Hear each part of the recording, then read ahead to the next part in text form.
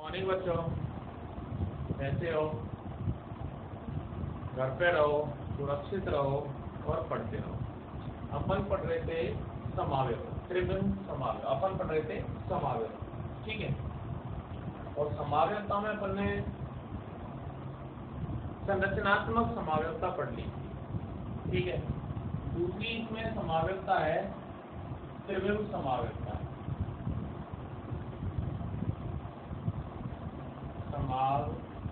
समावेशता, ठीक है। Stereo isomeric, त्रिविम समावेशता। तो देखिएगा त्रिविम समावेशता क्या होती है। अपन ने समावेशता की परिभाषा पढ़ी थी कि ऐसे यौगिक जिनके अणुसूत्र समान होते हैं लेकिन संरचना सूत्र या लिगेंडों की त्रिविमीय व्यवस्था में भिन्नता होती है, वो समावेशी कहलाते हैं और इनका यह गुण समावेशता कहलाता है। अपन स्पेशली बात करते हैं त्रिविम समावेशता की। तो यहाँ पर देखिएगा ऐसे यौगिक जिनके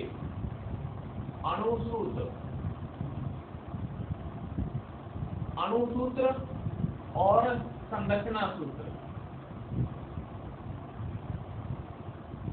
दोनों ही क्या हो, समान हो।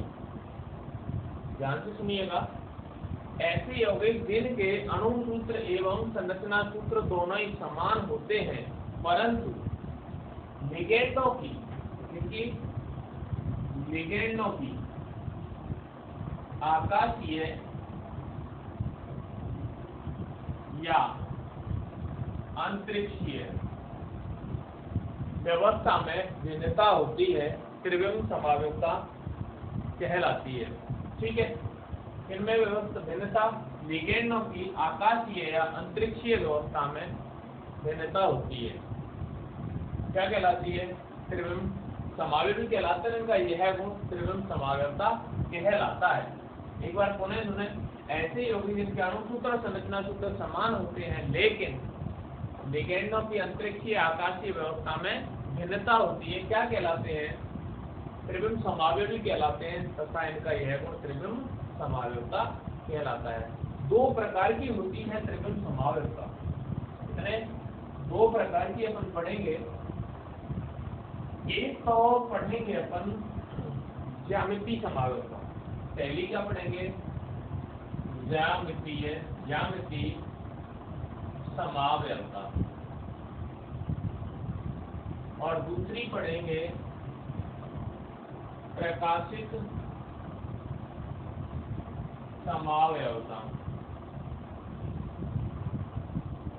प्रकाशिक समावेशता, यह प्रकाशिक समावेशता। इसका एक नाम और है ध्रुवण समावेशता। क्या बोल सकते हैं? ध्रुवण समावेशता। यह कितने प्रकार की? दो प्रकार की, ज्यामितीय समावेशता और प्रकाशिक या ध्रुवण समावेशता, ठीक है। तो पहले देखें अपन प्रकाशिक समावेशता होती क्या है, तो सॉरी ज्यामितीय समावेशता क्या होती है। ज्यामितीय समावेशता लिगेंडों की भिन्न भिन्न ज्यामितीय व्यवस्था के कारण उत्पन्न होने वाली समावेशता। क्या बोला? परिभाषा ध्यान से सुनना, वापस सुनो। लिगेंडों की भिन्न भिन्न ज्यामितीय व्यवस्था के कारण,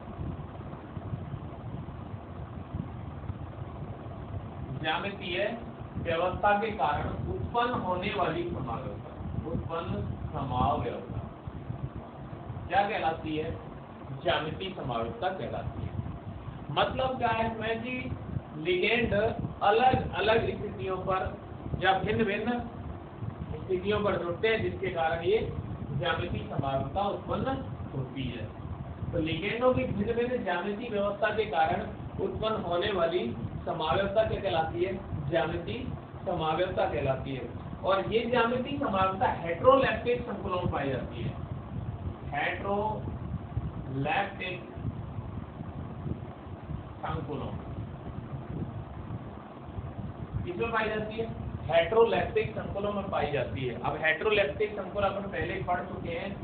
ऐसे संकुल यौगिक जिनमें केंद्रीय धातु परमाणु से भिन्न भिन्न प्रकार के या दो से अधिक प्रकार के लिगेंड जुड़े रहते हैं, क्या कहलाते हैं? हेटेरोलेप्टिक संकुल कहलाते हैं। क्लियर? तो किसमें पाई जाती है? हेटेरोलेप्टिक संकुलों में पाई जाती है। इसके अलावा ज्यामितीय समावयवता समन्वय संख्या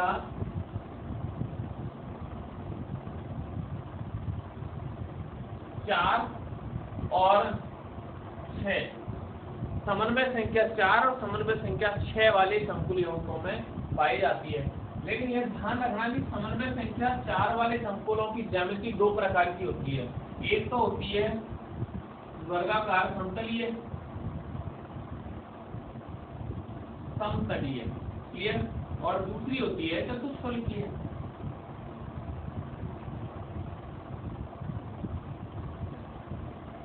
समन्वय संख्या 4 वाले जो कंपाउंड है वो दो प्रकार की ज्यामिति दर्शाते हैं, एक तो वर्गाकार समतलीय और एक चतुष्फलकीय। तो ज्यामिति समता चतुष्फलकीय ज्यामिति वाले संकुल यौगिक ज्यामिति समावयवता नहीं दर्शाते हैं। केवल और केवल वर्गाकार समतलीय ज्यामिति वाले संकुल यौगिक ही ज्यामिति समावयवता दर्शाते हैं। चतुष्फलकीय संरचना वाले संकुल यौगिक ज्यामिति समावयवता नहीं दर्शाते। क्यों नहीं दर्शाते? क्योंकि इसमें समान प्रकार के लिगेंड होते हैं। लिगेंड केंद्रीय धातु परमाणु के सापेक्ष लिगेंडों की जो व्यवस्था है वो समान होती है। क्लियर? सापेक्ष स्थितियां समान होती हैं और समान होने के कारण चतुष्फलकीय ज्यामिति वाले संकुल यौगिक क्या नहीं दर्शाते?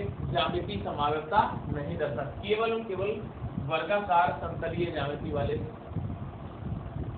संकुल यौगिक ही ज्यामिति समावयवता दर्शाते हैं। ठीक है, तो ध्यान रखना केवल पाई दोनों में जाती है, समन्वय संख्या 4 और समन्वय संख्या 6 दोनों ही संकुलों में पाई जाती है। जिनकी समन्वय संख्या 4 होती है उनमें पाई जाती है और 6 होती है उनमें पाई जाती है। लेकिन समन्वय संख्या 4 वाले कंपाउंड दो प्रकार की ज्यामिति रखते हैं, एक वर्गाकार समतल वर्गाकार और दूसरा चतुष्फलकीय।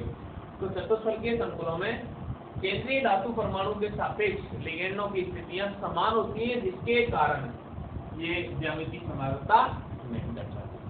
ठीक है, अब यहाँ छोटी सी बात देखें आप, ज्यामिति समावयवता में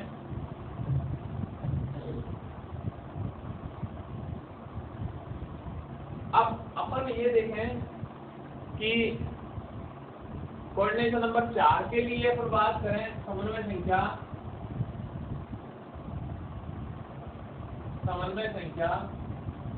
4 वाले संकुलों में ज्यामिति समावयवता। अब आप देखें जिनकी समन्वय संख्या क्या है? 4। ठीक है, अब यहाँ अभी बताया आपको कि ज्यामिति कैसी होगी इनकी? समतलीय वर्गाकार होगी, समतलीय वर्गाकार, मतलब इस टाइप की इनकी ज्यामिति बनेगी। ये केंद्रीय धातु परमाणु मान लिया, ठीक है, और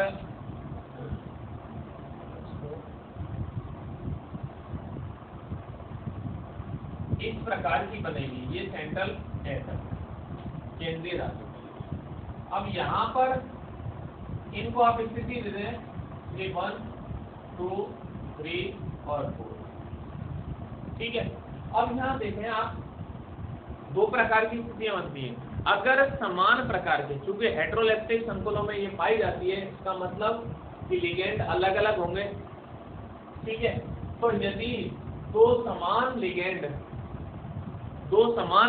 दो निकटवर्ती कोनों पर उपस्थित हों तो वो स्थिति कहलाती है समपक्ष।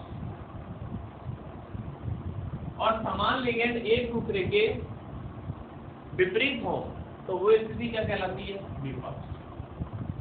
ठीक है, इसको ट्रांस बोलते हैं और ये समपक्षित है।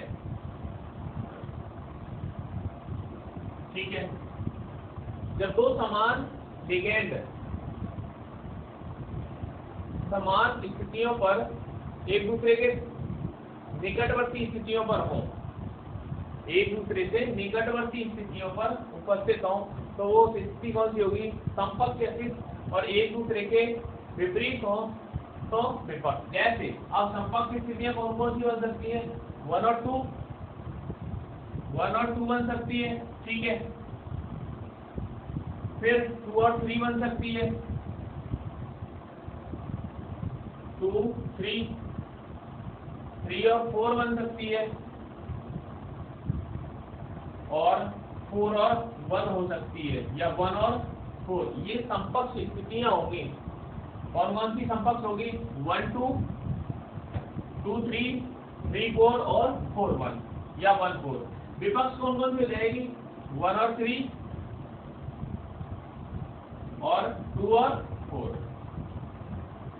ये विपक्ष होंगे। मतलब अगर यहाँ पर देखिएगा ये विपक्ष स्थिति है, ये x बनेगा है, ये विपक्ष है। समान लिगेंड एक दूसरे के आमने सामने होंगे, ठीक है। और अगर समकक्ष पोजीशन आपको देखना है तो समकक्ष कौन सी बन जाएगी, आप देखें,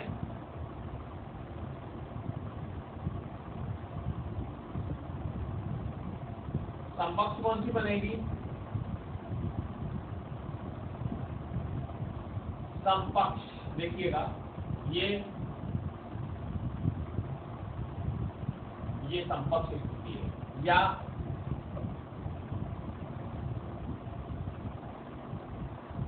ये समकक्ष स्थिति है।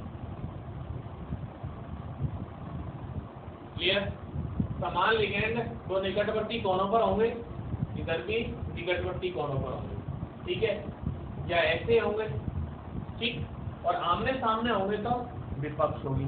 अब इसके कुछ एग्जाम्पल अपन देखें, देखिएगा एक एग्जाम्पल आप देखें, बहुत अच्छा उदाहरण।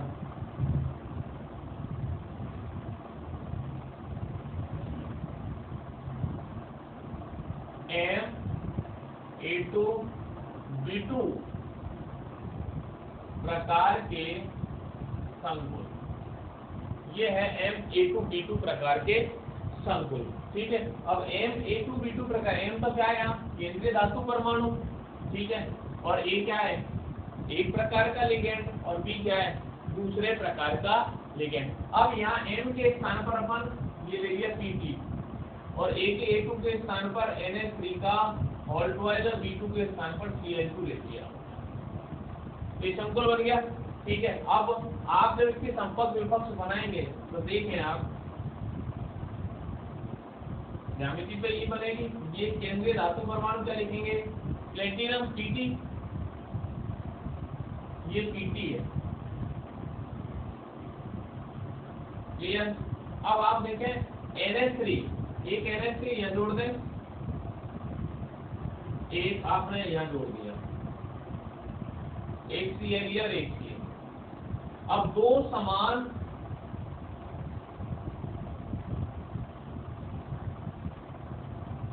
समान लिगेंड निकटवर्ती कोणों पर है, ठीक है, तो ये कौन सी स्थिति होगी, समकक्ष। कौन सी होगी, समकक्ष, ठीक है। और अब इसका अगर विपक्ष आप बनाएंगे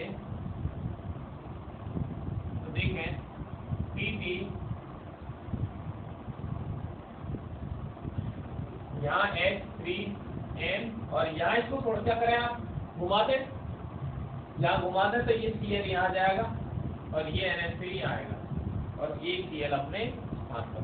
तो दो समान लिगेंड एक दूसरे के आमने सामने हो गए, तो ये कौन सा हो गया, विपक्ष। क्लियर,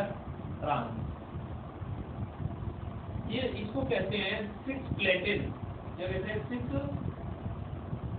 प्लेटिन। और ये 6 प्लेटिन का जो संकुल है, ये कैंसर के उपचार में काम में लिया जाता है। किसमें, कैंसर के उपचार में काम में लिया जाता है। क्लियर, तो एक है, एक और एग्जांपल देखें आप इसका दूसरे प्रकार का, कि ऐसा न हो तो इस टाइप का भी आपको मिल सकता है। देखें M(A2) B और C प्रकार के संकुल, मतलब ये एक समान प्रकार का है और ये दोनों अलग अलग लिगेंड है। देखिएगा अब यहाँ पर आप ये दो समान, ये जो A2 है ये कैसा होगा, समान प्रकार का होगा, मतलब आप क्या लिख सकते हैं CO, ये तो सेंट्रल एटम के स्थान पर, ठीक है। NH3 का होल ट्वाइस और यहाँ Cl और ये Br, ये संकुल आपने बना लिया और यहाँ लिख दिया प्लस, क्लियर, ये प्लस लिख दिया। अब टोटल लिगेंड कितने, 4। अब यहाँ इसके समकक्ष और विपक्ष आपको बनाने हैं, तो देखें आप वर्ग समतलीय ही स्ट्रक्चर बनानी होगी।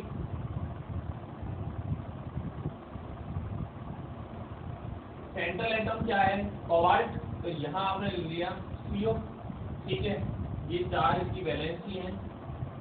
NH3 दो लोटे हैं, तो ये H3N और ये H3N, यहाँ आपने Cl जोड़ दिया, ये Br जोड़ दिया। अब आप देखते हैं, आप ये कहेंगे कि जब ये दोनों तो अलग अलग हैं, ठीक है, कोई दिक्कत नहीं है, लेकिन ये समान लिगेंड तो एक तरफ हो गए ना भाई, निकटवर्ती कोणों पर जो समान लिगेंड आ गए NH3 और दोनों NH3।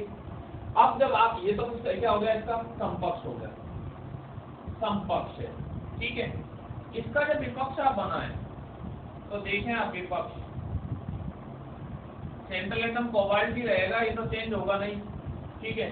अब विपक्ष बनाए तो इसको घुमा दें आप, Br यहाँ ले लें, यहाँ H3N है ही NH3, ये NH3 हो जाएगा और ये Cl, तो दो समान लिगेंड एक दूसरे के आमने सामने आ गए, ये कैसा होगा फिर, विपक्ष, कैसा है, विपक्ष, ठीक है, क्लियर। अब आप तीसरे प्रकार का एग्जांपल और देखें इसमें,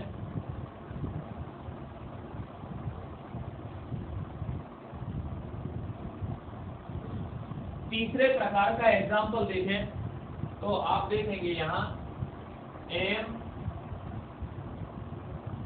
A B C और D, M A B C D प्रकार के संकुल, बहुत शानदार एग्जांपल है, इसमें आप देखना, ठीक है। अब आप देखें यहाँ A B C D लिखने का मतलब ये कि चारों के चारों लिगेंड अलग अलग हैं। धातु परमाणु से जुड़े हुए चारों लिगेंड कैसे हैं, अलग अलग। ये धातु परमाणु से जुड़े हुए चारों लिगेंड कैसे हैं, अलग अलग हैं। तो अलग अलग में कैसे अपने को समकक्ष विपक्ष देखने हैं आप, यहाँ भी बनेगा समकक्ष। जब ये सिचुएशन आए तो सब कैसे ज्यामिति बनेगी, तो देखिए आप एक ज्यामिति, इसमें आप M के स्थान पर CO ले लें या प्लेटिनम ले सकते हैं, क्लियर। और यहाँ आपने ले लिया A के स्थान पर NH3 ले लिया, B के स्थान पर Py ले लिया, क्लोरीन, C के स्थान पर आपने NO2 ले लिया और D के स्थान पर आपने NH2OH ले लिया। ये आपका क्या है, संकुल है, ठीक है, ये क्या है, संकुल। M के स्थान पर कौन आया, M क्या आया, केंद्रीय धातु परमाणु, ठीक है, और A क्या NH3, B क्या Py, C क्या NO2 और D क्या NH2OH। चारों के चारों लिगेंड कैसे हो गए, अलग अलग। अब इससे जब समकक्ष और विपक्ष आप बनाएंगे तो आप एक कंपाउंड बनाए, एक स्ट्रक्चर बनाए, पहले एक स्ट्रक्चर बना दिया, ये एक स्ट्रक्चर बनाई CO, ठीक है।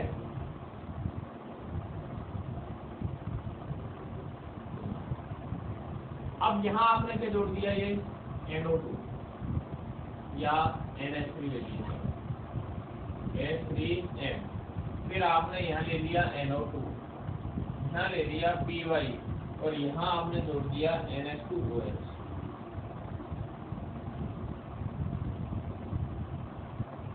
ठीक है, ये जोड़ दिया NH2OH।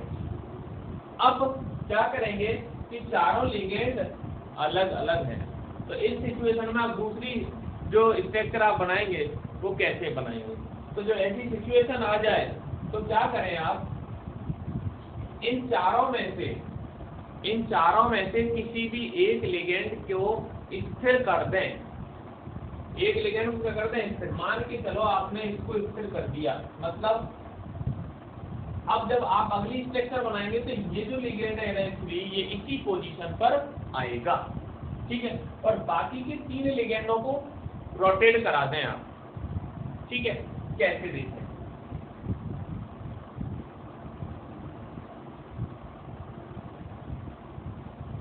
इसको आप इससे रखेंगे तो ये H3N यही रहा, क्लियर। सेंटर में कौन है, कोबाल्ट। इसको रोटेट करा, NO2 को Py के स्थान पर ले आओ, Py को NH2OH के स्थान पर ले आओ, और NH2OH को कहाँ ले जाओ, ठीक है। तो इससे क्या होगा कि दो तो समपक्ष समावयवी बनेंगे इस सिचुएशन में, और एक बनेगा विपक्ष समावयवी, ठीक है। अब एक बार फिर रोटेट कराएं आप इसको, तो जब रोटेट कराएंगे देखें,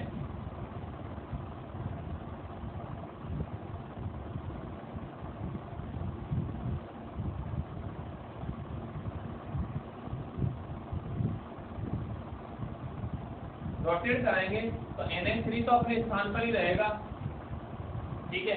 ये NH2OH यहाँ आएगा, NO2 Py के स्थान पर आ जाएगा, और Py NH2OH के स्थान। तो यहाँ पर दो समपक्ष कितने बनेंगे, 2,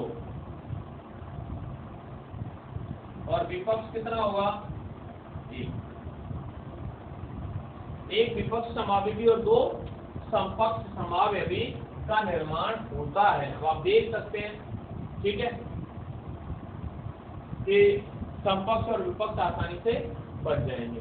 अब आप तीसरी बार, 2 बार आपने रोटेट करा दिया, तीसरी बार रोटेट कराएंगे तो आपको पहली वाली पोजीशन फिर पुनः प्राप्त हो जाएगी, ठीक है। जैसे Py को आप यहाँ लाएंगे तो यही है, ये देखिए NH2OH यहाँ जाएगा, और NH2OH यहाँ गया, NO2 कहाँ जाएगा, यहाँ जाएगा, ये NO2 यहाँ चला जाएगा, Py यहाँ आएगा, तो ये क्लियर। तो ये क्या था, समन्वय संकेत 4 वाले संकुल यौगिक। कोऑर्डिनेशन नंबर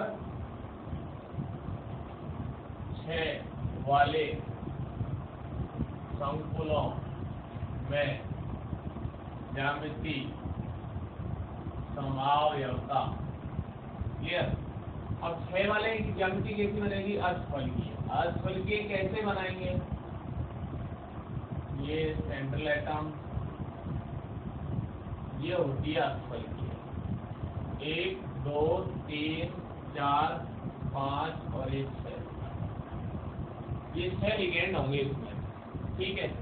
अब देखें इसमें भी समपक्ष विपक्ष बनेगी, तो देखें आप विपक्ष कौन कौन से हो जाएंगी, देखो 1 3, विपक्ष कौन कौन से हो जाएगी, एक तो होगी 1 3, दूसरी 2 4, और तीसरी हो जाएगी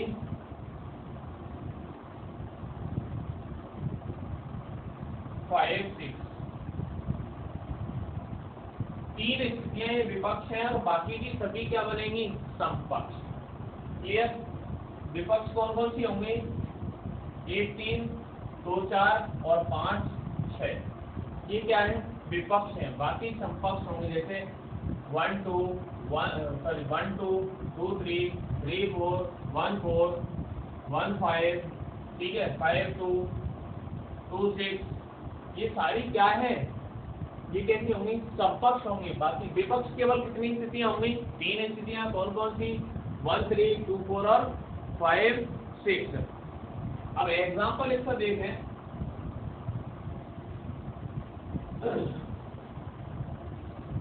तो वही M A4 D2 प्रकार के संकुल। अब M के स्थान पर CO, A4 के स्थान पर NH3 का होल 4, और B2 के स्थान पर Cl2 और ये प्लस, क्लियर। अब देखिए आप अष्टफलकीय ज्यामिति अभी आपने बनाई, CO के स्थान पर CO, M के स्थान पर, क्लियर। अब यहाँ 4 तो जोड़ने हैं आपको NH3 और 2 जोड़ने हैं Cl, तो आप देखें Cl Cl, और यहाँ NH3 H3N H3N और ये NH3, ये चारों की चारों NH3 एक तरफ है और 2 Cl एक तरफ है। ठीक है, तो ये कौन सी स्थिति हो गई? समपक्ष। और वैसे भी आप देखें 1-3 विपक्ष है, 2-4 विपक्ष है और 5-6 विपक्ष है। ठीक है, अब यहाँ पर जब विपक्ष आप बनाएं,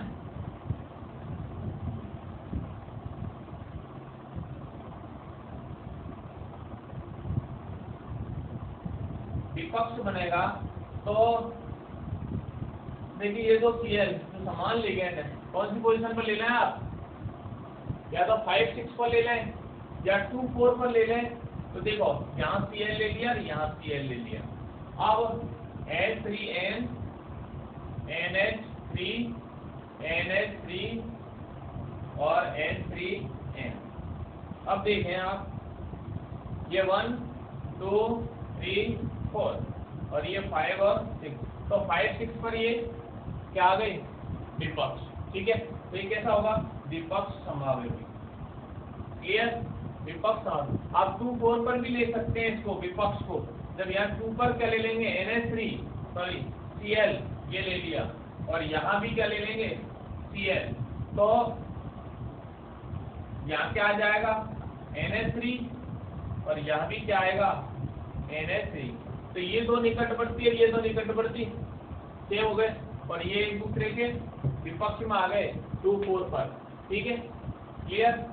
आप 1-3 भी ले सकते हैं, 1 और 3, यहाँ Cl आ जाएगा, यहाँ Cl आ जाएगा, बाकी सभी पर NH3 आ जाएगा। तो आप विपक्ष स्थितियां फलकीय कंपाउंडों में कौन कौन सी बनती हैं? 1, 3, 2, 4 और 5, 6। ठीक है, क्लियर?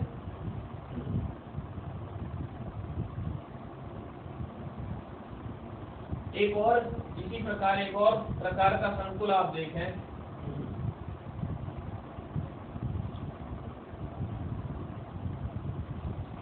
M A4 B और C प्रकार के संकुल, M A4 B C प्रकार के संकुल। तो यहाँ कोबाल्ट ले लें, NH3 का होल 4 ले लें, और यहाँ पर आप एक NO2 ले लें और एक Cl। क्लियर? ये संकुल बन जाता है और इस पर क्या लगा दिया हमने? प्लस, क्योंकि कोबाल्ट +3 ऑक्सीजन कम होता है। ठीक है, क्लियर? अब आप इसके क्या बनाएं? समपक्ष और विपक्ष बनाएं। तो देखें आप, पहले तो आप स्थल की ज्यामिति बनाएंगे, CO, ये अस्थफलकीय ज्यामिति होगी। ठीक है, अब यहाँ पर 4 क्या जोड़ने हैं आपको? NH3। तो देखें आप, ये आपने जोड़ दिया NH3 NH3 H3N और NH, और इधर आपने NO, चलो इधर आपने Cl ले लिया, यहाँ ले लिया NO2। तो 4 के 4 NH3 एक साइड है, निकटवर्ती कोनों पर है, और जो NO2 और Cl जो अलग अलग लिगेंड है वो निकटवर्ती कोनों पर है। तो अब इससे क्या बन गया? ये कौन सा समावयवी होगा? समपक्ष। कौन सा होगा ये? समपक्ष समावयवी। क्लियर? समपक्ष समावयवी। अब इसका आप विपक्ष बनाना चाहें, इसका क्या बनाना चाहें? विपक्ष। तो विपक्ष कैसे बनेगा? देखिएगा,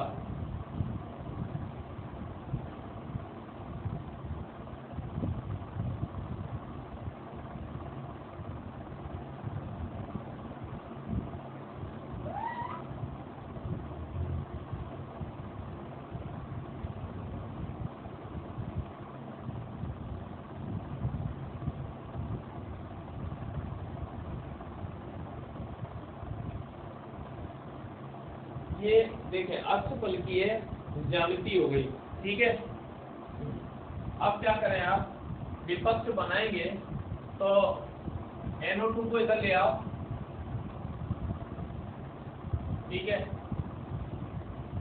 NH3 NH3 NH3 और ये NH3 और Cl, ठीक है। समान लिगेंड एक दूसरे, ये 5 और 6 पर आ गए, 5 और 6 पर, क्लियर क्लियर, 5 और 6 पर क्या आ गए, देखो 1 2 3 4 5 और 6, ठीक है। और इसको ऐसे भी लिख सकते हैं आप, देखो यहाँ NO2 ले लें, O2N, और यहाँ NH3 ले लें, तब भी आप ये क्या है, देखो ये जो एक दूसरे के विपरीत आए हैं और ये समान लिगेंड एक दूसरे के विपरीत है। तो देखो 1 2 3 4 और 5 और 6, तो विपक्ष जो स्थितियां हैं वो कौन कौन सी हैं, 1 3 5 6 और 2 4। तो यहाँ पर 2 और 4 पर देखो, ये 2 और 4, ठीक है, 5 और 6 समान लिगेंड एक दूसरे के 5 और 6 पर आ गए, क्लियर। तो ये कौन सी स्थिति हो जाएगी इसकी, विपक्ष समावयवी, क्लियर। एक और प्रकार का जो बढ़िया है, बहुत बढ़िया उदाहरण है, एग्जामों की दृष्टि से बहुत बढ़िया एग्जाम्पल आप देखें,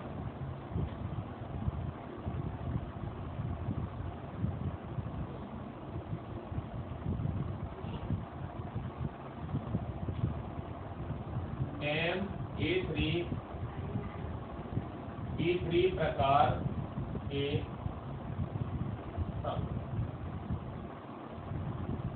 Na3B3 प्रकार के शंकु। तो इसमें देखें CO NH3 का हॉल्स और NO2 का हॉल्स। अब यहाँ पर थोड़ा ध्यान देने वाली बात यह है कि समपक्ष विपक्ष जो अपन बनाएंगे, अष्टफलकीय संरचना बनेगी बेशक, लेकिन 3 NH3 जब अष्टफलक के 3 कोनों पर, निकटवर्ती कोनों पर उपस्थित होंगे, निकटवर्ती कोनों पर, मतलब आप ये लिख दें कि H3N और ये NH3, ये 3 NH3 निकटवर्ती कोनों पर आ गए, तो 3 जो NO2 है वो एक तरफ बचेंगे, निकटवर्ती कोनों पर आएंगे, ठीक है। तो इस सिचुएशन में आप समपक्ष को क्या लिखेंगे, समपक्ष को क्या लिखेंगे, फेसियल या फलकीय,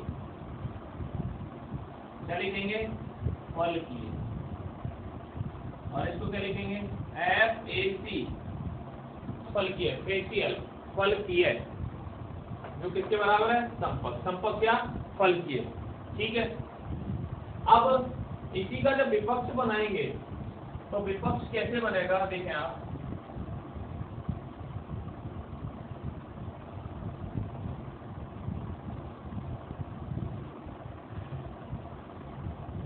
O2N NH3 H3N NH3 NO2 और N, जब समान लिगेंड अष्टफलक के ध्रुवव्रत कोनों पर स्थित हो, ध्रुवव्रत कोनों पर स्थित हो, तो इसको बोलते हैं मेरिडोनियल, रेखांशिक विपक्ष, रेखांशिक, ठीक है, MAR, और ये है तो 3 समान लिगेंड अष्टफलक के निकटवर्ती कोनों पर उपस्थित हो, तो उसके लिए अपन फलकीय FAC का उपयोग करेंगे, जबकि 3 समान लिगेंड अष्टफलक के ध्रुवव्रत कोनों पर स्थित हों, ध्रुवव्रत कोनों पर स्थित हों, तो उसके लिए अपन किसका उपयोग करेंगे, MAR या रेखांशिक, जो विपक्ष के समान होता है। MAAG2 MAAG2 प्रकार का संकुल। अब इसमें जो AA है, ये AA, ये एक द्विदंतुक लिगेंड है। कौन सा? द्विदंतुक लिगेंड। ठीक है, जैसे अब एग्जाम्पल देखें, COCN2EN का होल ट्वाइस, ये संकुल है प्लस। ठीक है, तो यहाँ EN कौन सा? EN क्या है? द्विदंतुक लिगेंड। क्लियर? क्या है? द्विदंतुक लिगेंड। अब इसके लिए आप जब ज्यामिति समावेश बनाएंगे, देखें आप,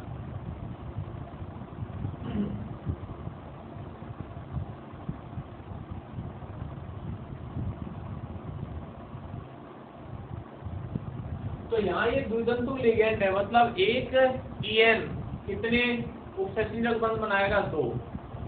दो संयोजकताओं को घेरेगा। तो यहाँ कितने? 2, तो ये 4 को घेर लेगा। तो इसके लिए जब आप ज्यामिति समावेश बनाएंगे तो 2 Cl है यहाँ, ये 1 Cl और ये 2 Cl। ठीक है, EN देखिएगा, ये EN 1, तो ये एक तो इस संयोजकता को घेर लेगा और एक इस संयोजकता को घेरेगा, और दूसरा EN ये और ये प्लस। ठीक है, अब इसका जब ये कौन सा है? समपक्ष। इसका जब विपक्ष बनाएंगे आप,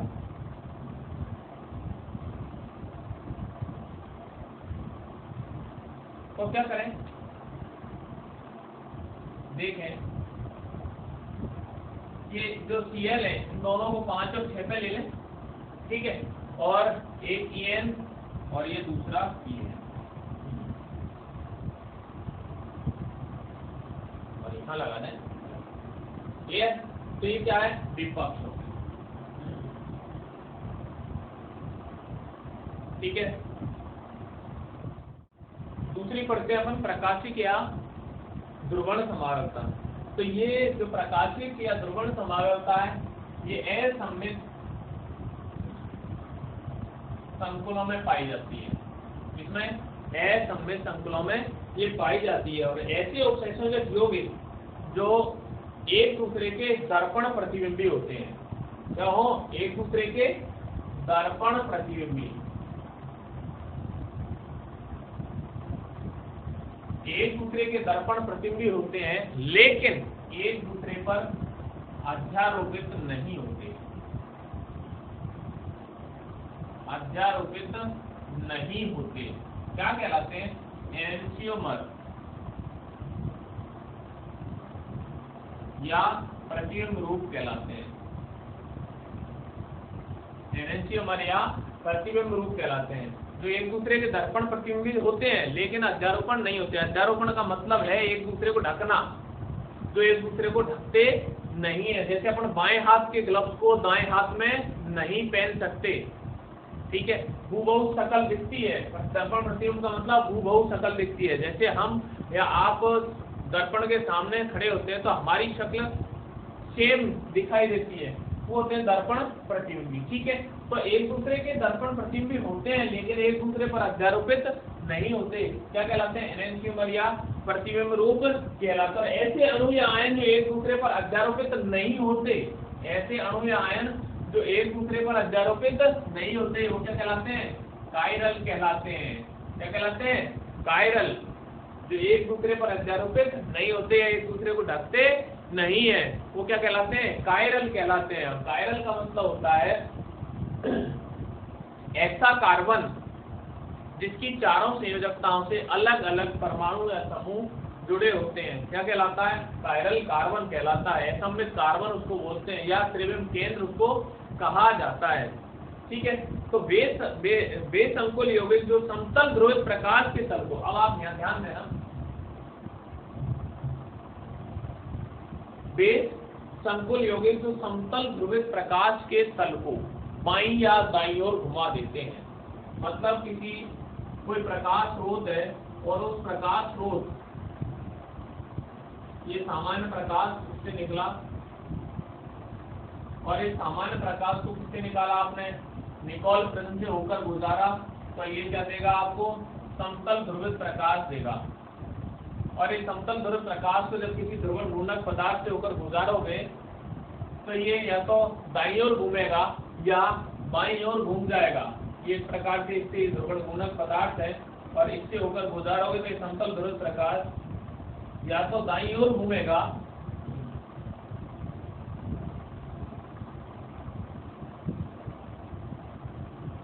या बाईं ओर घूमता है। ठीक है, तो वे संकुल यौगिक जो समतल ध्रुवित प्रकाश के तल को दाईं या बाईं ओर घुमा देते हैं प्रकाशिक समावयवी कहलाते हैं और इनका यह गुण प्रकाशिक समावयवता कहलाता है। क्लियर? ऐसे यौगिक जो समतल ध्रुवित प्रकाश के तल को बाईं ओर घुमाते हैं, मतलब इधर बाईं ओर घुमाते हैं, वो कहलाते हैं वाम ध्रुवण घूर्णक। क्या कहलाते हैं? वाम ध्रुवण घूर्णक कहलाते हैं और इनको स्मॉल एल या माइनस चिन्ह लगा करके दर्शाते हैं। वाम ध्रुवण घूर्णक, प्लस कैपिटल एल नहीं लगाना है, यहाँ स्मॉल एल लगाना है। ठीक है, तो या तो स्मॉल एल लगाए या माइनस का चिन्ह लगाते हैं, जो किधर दर्शाए घुमाएंगे समतल ध्रुवित प्रकाश तल को बाईं ओर। और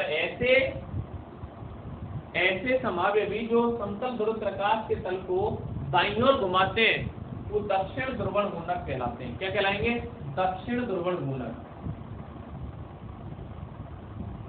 ध्रुवण घूर्णक कहलाते हैं और इनको स्मॉल डी या प्लस लगा करके दर्शाया जाता है। क्या? किससे? प्लस या स्मॉल डी से। ठीक है, ऐसे पदार्थ जो समतल ध्रुवित प्रकाश के तल को दाईं ओर घुमा देते हैं दक्षिण ध्रुवण घूर्णक कहलाते हैं और जो बाईं ओर घुमाते हैं वो वाम ध्रुवण घूर्णक कहलाते हैं। जो प्रकाशिक समावयवता है वो द्विदंतुक लिगेंड युक्त संकुलों में पाई जाती है। किसमें पाई जाती है?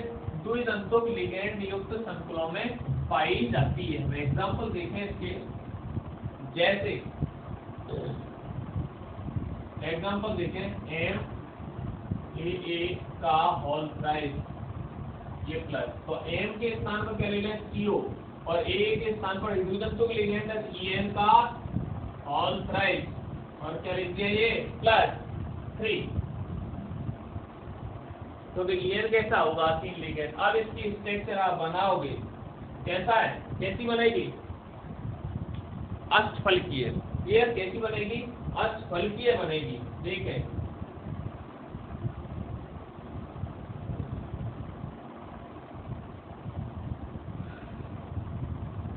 क्यों बनेगी? क्योंकि ये कैसा है? द्विदंतुक लिगेंड है और एक द्विदंतुक लिगेंड कितने दाता परमाणु? 2 दाता परमाणु होते हैं। तो इसमें कितने? 6 दाता परमाणु है। आप देखिएगा, एक EN आप 2 संयोजकताओं को पूरी करेगा, ऐसे एक EN यहाँ आएगा। ठीक है,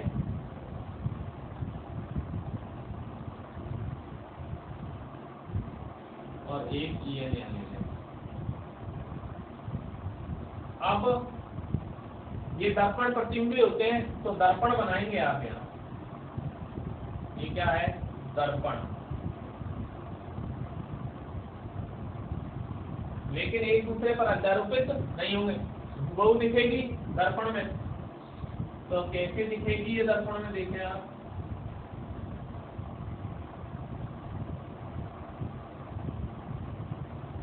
ये इधर आएंगे,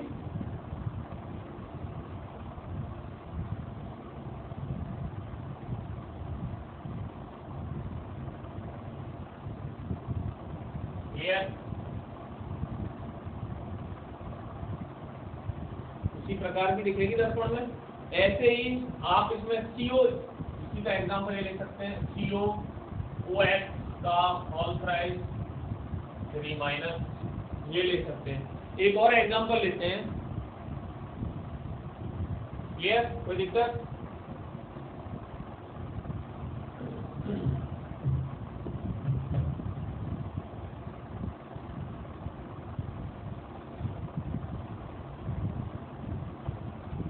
MAA Y2 और X2 Y2 अलग है और H2 अलग है, ठीक है, और ये द्वितंतुक लिगेंड है। तो यहाँ M के स्थान पर CO ले लिया, इधर En लिया, Y2 NH3 ले लिया, NH3 का होल ट्वाइस और Cl2 ले लिया, और इधर ले लिया प्लस, ठीक है। तो NH3 कैसा लिगेंड है? उदासीन लिगेंड है, और En कैसा है?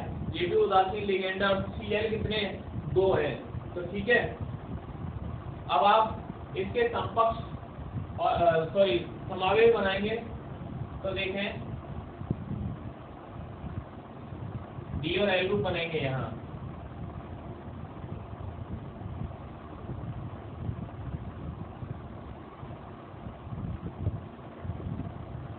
ये तो एक तो द्वितंतुक लिगेंड आपने ये द्वितंतुक लिगेंड जोड़ दिया, ठीक है।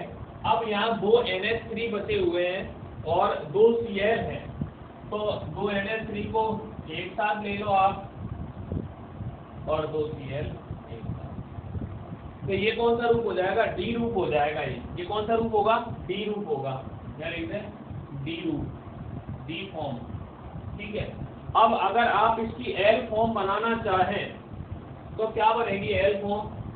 दर्पण लगा देंगे आप इसके बीच में, ठीक है।